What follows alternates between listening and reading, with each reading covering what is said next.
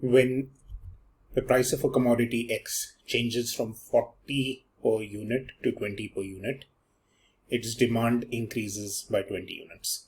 So we can keep P0, that is the original price, at 40. P1 can be 20. And they are telling us that the demand increases by 20 units.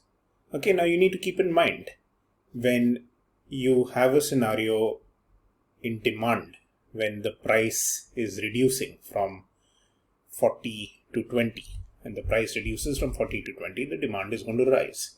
That means we can take quantity demanded, our original quantity demanded, as X, and our new quantity demanded. Okay, so if we take this, if you want, as Q0, okay, so Q0 or QD0 as X, that means Q1 is going to be X plus 20, because the demand increases by 20 units.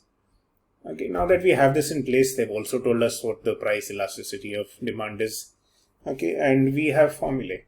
We know that price elasticity of demand is equal to percentage change in quantity demanded upon percentage change in price, or it is equal to change in quantity demanded upon change in price into original price upon original quantity. So if you want, you can put this as 0 and 0 to make this more easier for us to understand depending on our values here. Okay, so now going forward, let's see what would be easier for us to substitute and solve. Can I easily get QD? And I can. I mean, we literally know that the change in demand is 20 units. Okay, so if you want separately, we can write the change in quantity, or the change in quantity demanded, is 20 units. What about the change in price? The change in price is going to be nothing but the change between these two. But one thing you need to keep in mind, what's happening in the case of demand is it's increasing, so it is plus 20. In the case of price, it is decreasing, so we'll take it as minus 20. Okay, so we can stick to this formula and say that the price elasticity of demand, and keep in mind the price elasticity of demand given to us is 0.5. Okay, so if you want PED is equal to 0.5, but this is demand. Demand always is understood to be minus 0.5 because there is a negative relationship between price and demand. Okay, so it's going to be minus 0.5 is equal to 20 upon minus 20 into our price. Okay, into our price, which is 40, original price, upon quantity demanded.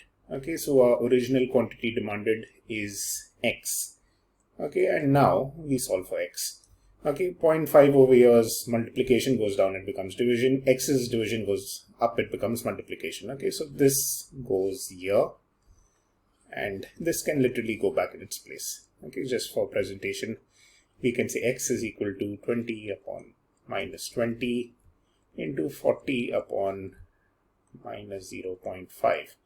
And now on the calculator, we are going to do 20 upon 20 into 40 divided by 0.5. I haven't bothered with the negatives because there are two negatives. Minus gives us plus. Okay, so my original quantity demanded ends up being 80 units. Okay, so calculate the initial and the final quantity demanded. So if my initial quantity demanded, which is Q0 is equal to 80, then Q1 is going to be X plus 20, which is 80 plus 20.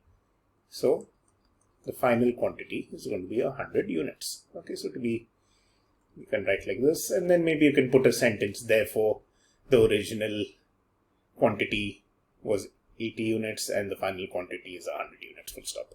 With that, we're done with this. Thank you.